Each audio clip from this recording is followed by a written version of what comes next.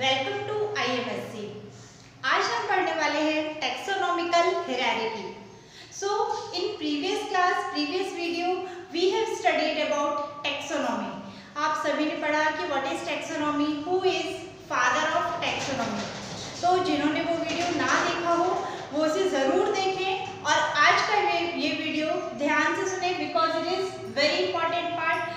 अगला चैप्टर जो हम पढ़ेंगे दैट इज बायोडाइवर्सिटी क्लासिफिकेशन, जब हम पढ़ेंगे उसमें ये सारा आपको काम आने वाला है। So listen it very carefully because it is important from your practical point of view. ये आपका जो स्पॉटिंग दी जाती है, स्पॉटिंग में आपको अलग अलग स्पेसिमेन रख दिए जाएंगे और आपको पता होना चाहिए कि ये स्पेसिमेन किस कैटेगरी से, किस फाइलम से, किस ऑर्डर से, किस फैमिली से बिलोंग करता है। आपके आगे के चैप्टर्स ये सारे इन सब से ही रिलेटेड हैं। So watch it carefully and listen very nicely. तो टैक्सोनॉमिकल हायरार्की मीन्स कि जितने भी लिविंग ऑर्गेनिज्म हैं they are divided into various group, sub group, classes. कि जैसे आप देखो कि कोई कंट्री, कई सारी कंट्रीज हैं कि पूरे वर्ल्ड में कई सारी कंट्रीज हैं और जब कई सारी कंट्री देखोगे तो एक कंट्री में देखोगे तो उसमें कई सारे स्टेट्स होते हैं और उन स्टेट्स में भी फिर अलग अलग ब्लॉक हैं, तहसील हैं, फिर क्या बोलते हैं उनमें भी छोटे छोटे गांव हैं। तो they are in a specific manner, they are divided on the basis of their division कि किस डिवीजन पे किस क्लास में एक पर्टिकुलर ऑर्डर में उनको क्लासिफाई किया गया है। या दूसरा एक एग्जांपल ले लें कि आप देखते होंगे कि कई सारे जैसे ह्यूमन बीइंग्स हैं, जैसे हमने देखा था उस दिन कि human being they are called as homo sapien.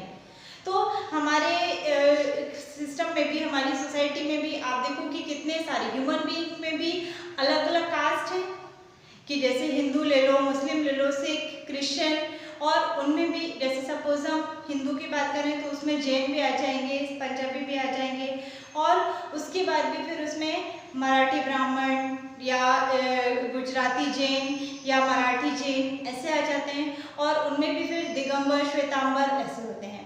In the same manner living organism means plants, animals, they are also classified into various classes. इन सबको एक पर्टिकुलर क्लास में क्लासिफाई किया गया है दैट इज किंगडम, फाइलम और division, class, order, family, genus and species. तो students remember that कि जो सबसे पहला क्लासिफिकेशन, सबसे मॉडर्न या सबसे एक्सेप्टेबल जो क्लासिफिकेशन दिया गया था it was given as 5 kingdom classification. 5 kingdom classification आप अगले चैप्टर में पढ़ेंगे। उसमें आप देखोगे कि living organism they are broadly classified into 2 main class that is kingdom phylum और किंगडम एनिमलिया और प्लांटे। की जितने भी लिविंग ऑर्गेनिज्म है या तो किंगडम प्लांट्स में आएंगे या एनिमल्स में आएंगे। सेकेंडली फाइलम और डिवीजन की जब कई सारे किंगडम कंबाइन होते हैं तो फाइलम या डिवीजन बनता है। जब कई सारे फाइलम कंबाइन होते हैं, group of phylum is known as class, group of class is known as order, group of order is known as family और group of family is known as genus. And जब कई सारे genus combine होते हैं it makes a species. Species ध्यान में रखना कि species they are closely resembling organisms. जो क्लोजली रिसेंबलिंग ऑर्गेनिजम्स होते हैं which can interbreed among themselves कि ये सभी एक दूसरे से सिमिलैरिटी रखेंगे but they cannot interbreed among themselves।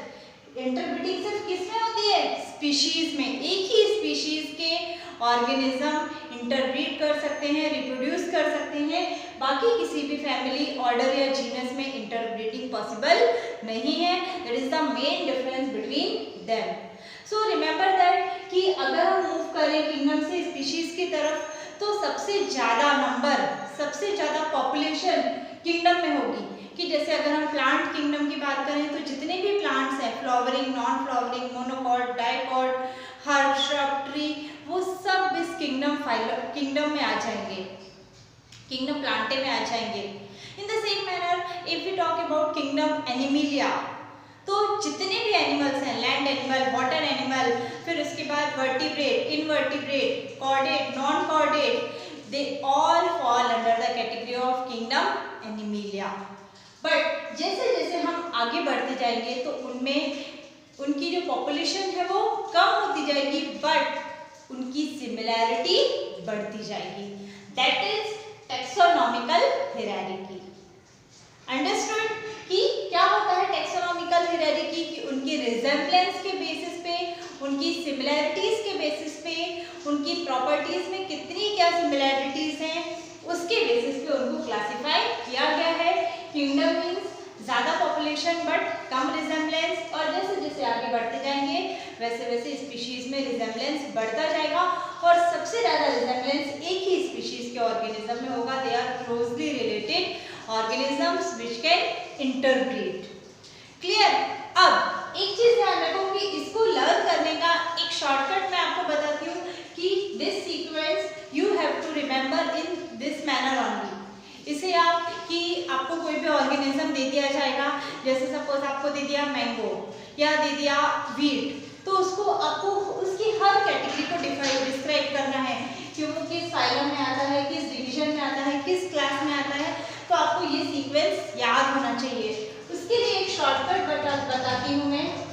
King Philip came over from great Spain.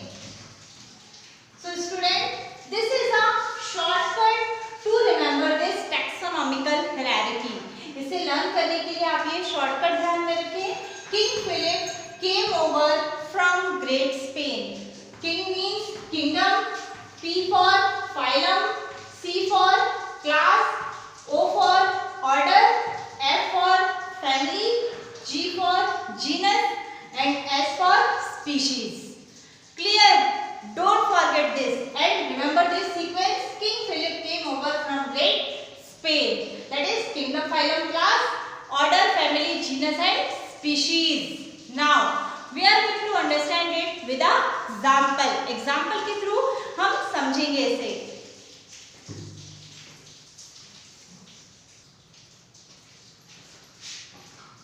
So here you can see the example of man and mango. ये दो एग्जाम्पल लिए हैं, एक किंगडम एनिमेलिया का, दूसरा किंगडम प्लांटे का। तो आप देखो मैन, इनके अगर हम इसका सब क्लासिफिकेशन देखें, इसकी हायरार्की देखें, तो मैन मीन्स होमो सैपियन। हमने पढ़ा था कि मैन का जो साइंटिफिक नेम होता है दैट इज होमो सैपियन।